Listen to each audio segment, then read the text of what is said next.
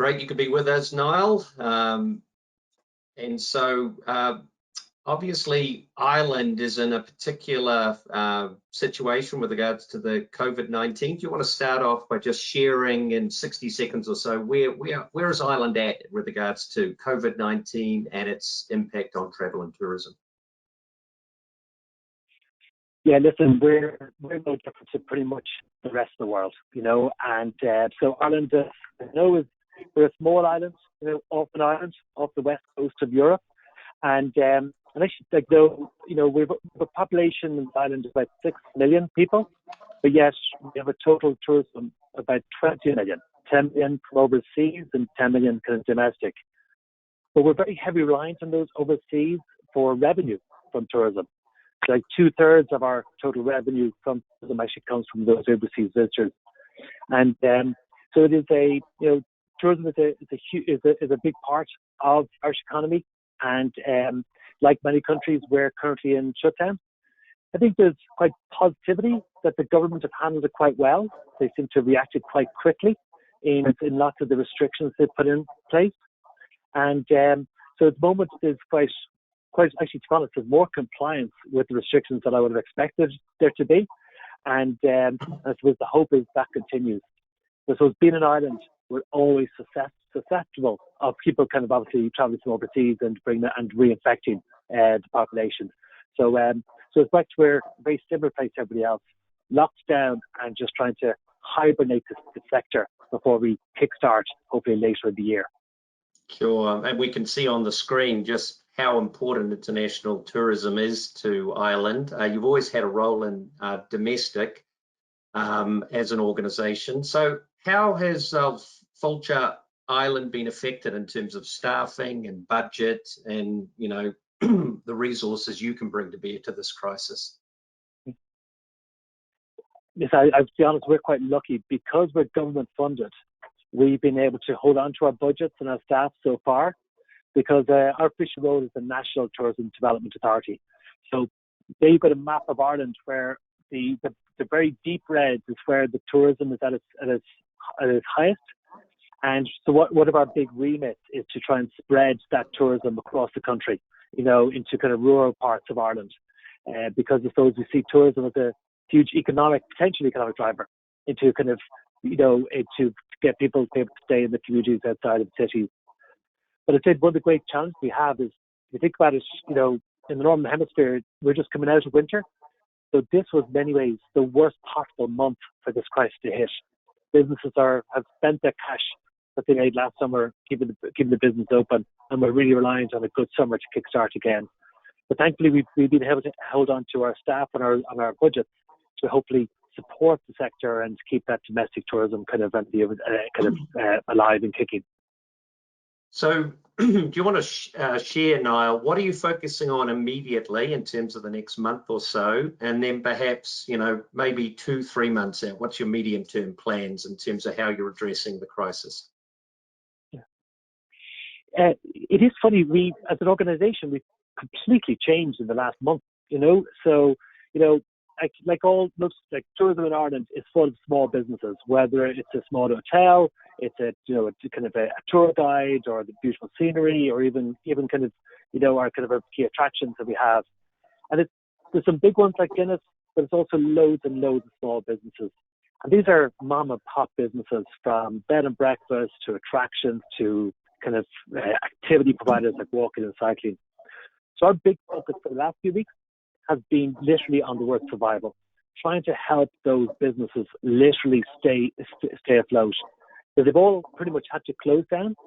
But what we did was we set up a new website, similar to yourself, Chris, in Miles, where we put together kind of our best kind of like business support advice.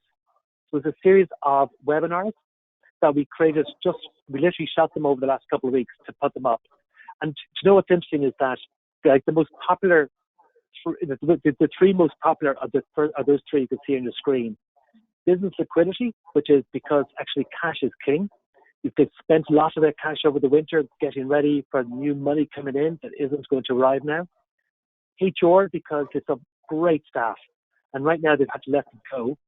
How do you let staff go in a way that hopefully you can bring them back on when business starts to open up again. And the third most popular webinar we have is managing temporary closure, which is, and it's this idea of how do you kind of hibernate your business in a way that lets you kind of open up hopefully later in the season. And interestingly, that's the short-term focus, providing businesses, tourism businesses around the country with that business advice. Also on our website is one around marketing, and that's more about thinking ahead, which is more about, so if you are a small business, a hotel, a B&B, an attraction, how do you keep your brand alive when you can't really be promoting your services or you can't be offering great offers? And so you've got a great advice there about how you can still kind of keep yourself promoted by using your destination, kind of like recipes from your area or the history of your area. So just information you can seed out in digital that still makes your area really appealing, while not saying, listen, we're not promoting yourself as a business that's open. So that hopefully when people then do start looking again and traveling again, then actually they're thinking of your destination, hopefully your business, as somewhere to visit. So Niall, can you, in addition to that, and there's obviously some great resources there, I've had the opportunity to look through some of those videos, and frankly, any destination could have a look at what you've done and use that as a template, so well done. What are a couple of other practical examples of things you've undertaken or lessons you've learned about, what you're doing? It was interesting, I found from Amir's research that he was talking there about that, the American population are looking to still got a lot of plans to travel over the next 6 months. And interestingly, the tracker we have here in Ireland is very similar. A number of weeks ago, people were saying they'd travel in 2 months, but just last week, the latest results came back that they've now talked about 4 to 5. And it is that sense of, listen, it's going to be a while before they're going to get a chance to go on holiday. But we also think that domestic is going to be the first one to open, because actually I think that we believe there's huge pent-up demand there, that we're all stuck at home, stuck with our families, and the idea of being about getting away is something that I think is going to be really appealing. It's ironic in some ways and unfortunate in developing our own domestic campaign, like a promotional campaign just to get people in Ireland, stay in Ireland. We launched a new campaign called Keep Discovering 2 weeks before the crisis happened. So we had a whole 2 weeks of media bought and ready to go before we had to publish completely. And so at least we have that in the can, ready to go for when we open up again. But I think what's interesting, and I think this is going to be and I think this might be similar kind of in all markets, is that the Keep Discovering idea was based on, listen, you're local, in this case, Ireland. So, but actually, there's loads of amazing places in Ireland that you actually don't know. So actually, you need to go stay in Ireland and go discover some of these new amazing places. So that's where the Keep Discovering idea was. But now we're thinking for the kickstart, if like, is that not sure people will be in that frame of mind. We think people might want to go back to actually places where they're actually find familiar. Because if you think about your needs here, we spent the whole time, we spent weeks, if not months, at home with our families, very restricted. So I must say, the idea for me to go down to my local pub and have a pint is hugely appealing. To go to my favorite restaurant and maybe go to a destination that I've been to before, because I know I'm going to have a great time. I know it's going to be the comfort and security of, listen, we go there, that's going to be brilliant fun.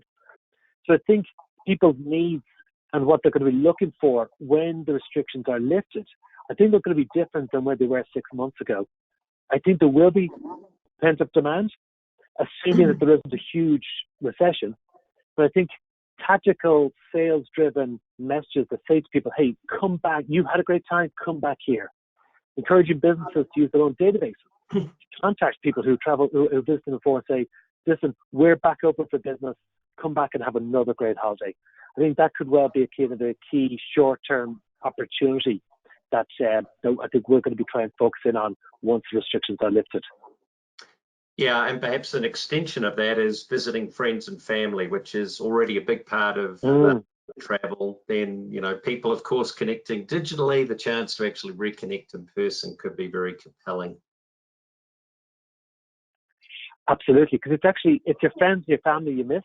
Like, it's great having the Zoom calls and the Microsoft team calls, but actually, I think we're missing is that kind of just that sociability of being in the presence of other people, and particularly kind of friends and family. I think that's where people would go to first. That comfort of reconnecting in person again. Yeah. Yeah, so that suggests obviously looking at your past email databases, your past connections on social, and looking at those assets you've got where you can rekindle those connections. So, Niall, any final piece of advice for the destinations who are joining us today from all over the world? Obviously, everybody's right in the midst of crisis, but what one or two final pieces of advice would you offer? Well, I suppose what I just say is, listen, this is a classic. I think we could all draw this chart in our sleep. And but I suppose the reason I would share this one with you is, I think we all hope. I think we all, listen, in tourism, we're natural optimists, and we all hope that things will get back to normal sooner rather than later. But I'm conscious of, in Ireland, we are very reliant on overseas visitors, and our sense is that actually overseas may take actually a number of years to come back. I think we're all seeing the impact it's having on our airlines and the crisis that lots of those are in as regards financial crisis, and many of them will close, some of them will have to require to be taken over by governments. So the number of flights available just won't be the same next year than it was last year. So I think what I'd be saying is, listen, it's really important that we actually hope and plan, and look forward to kind of hopefully the market coming back in, hopefully over the summer or in the early autumn. But I know one thing what we are doing is we're also planning that actually it's going to be longer than that. That actually the crisis lasts longer, that it takes longer to get a vaccine. And I think it's like planning for a worst case scenario, which means that 2021 is when the market comes back, while hoping for a shorter time frame. I think that's something I would definitely advise any DMO around the world, because that is still a very strong possibility that this may just take longer.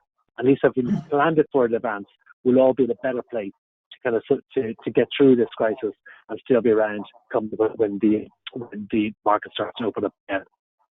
Yeah, we've thought about it in three ways, Niall. There's obviously the travel restrictions, lockdowns, border restrictions, etc. Then there's going to be the obviously the official health advice connected with that. Then secondly, there's going to be the perception. So do people feel safe traveling, comfortable? And then thirdly, there's the economic issues around the fallout of the recession we're likely to see pretty much across the world. So what the lingering impact of that might be. So it's definitely going to be a marathon and not a sprint. Yeah, absolutely. And it's unfortunate because so many of us have only 10 years ago kind of kicked into a huge recession and have enjoyed coming out of it over the last few years, hit with this another both kind of health shock and economic shock. But hopefully we're leaner and faster this time to be able to handle it even better than the last recession. Very good.